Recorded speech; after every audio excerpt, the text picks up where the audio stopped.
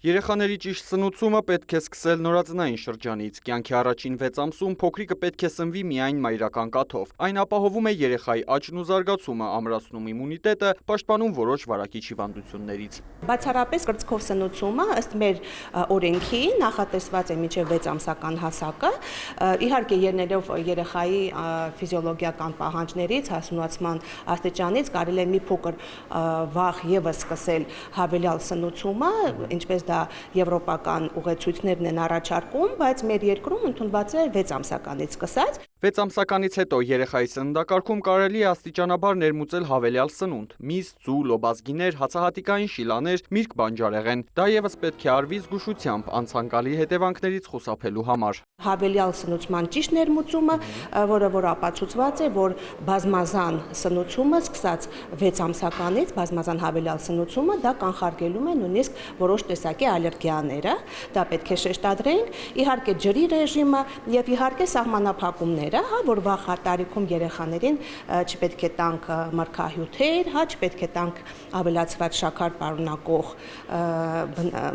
ինչ որ կոնֆետներ, քաղցրավենիքներ եւ այլն։ Դա որպես ուղերձ ծնողներին։ Երեխան աղի եւ քաղցր սննդի համը պետք է զգա հնարավորինս ուշ։ Աղն ու շաքարը հզոր համային հավելումներ են, որոնք մանկական տարիքում առաջացնում են կախվածություն։ Դրանց օգտագործման դեպքում երեխան առողջ սնունդն անհամ է համարում եւ հրաժարվում ուտել։ Այդպես առաջանում են սնուցման խնդիրներ, զգուշացնում են մասնագետները։ Կան որոշակի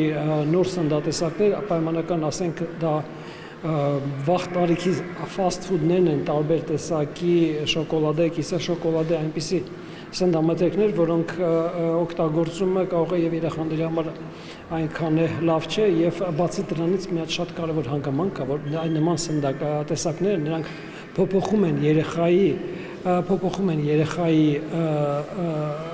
համերը եւ երեխաները արդեն չեն կարողանում ուտել սովորական, այսպես ասած, շատ ձանձրալի մրգեր, բանջարեղեններ։ Սխալ սնուցման հետևանքով երեխան կարող է ունենալ տարբեր առողջական խնդիրներ, ճարպակալումից մինչև տարբեր օրգան համակարգերի հիվանդություններ։ Առողջ սնունդը հաճախ գայթակղիչ չի թվում փոքրիկների համար, ուստի եթե նկատում եք, որ երեխան հրաժարվում է այս կամ այն սննդամթերքից, պետք չէ ստիպել, այլ առաջացնել հետաքրքրություն, օրինակ խաղի միջոցով։ Պետք է ասենք, որ սնուցման խնդիրները դառնում են ավելի բազմազան ժամանակի հետ միասին, կան հիմա նոր հիվանդություններ, նոր վիճակներ, որոնք վերաբերվում են երեխաների սնուցման այնպիսի խնդիրների հետ, որոնք մենք նախկինում չենք հանդիպել, կա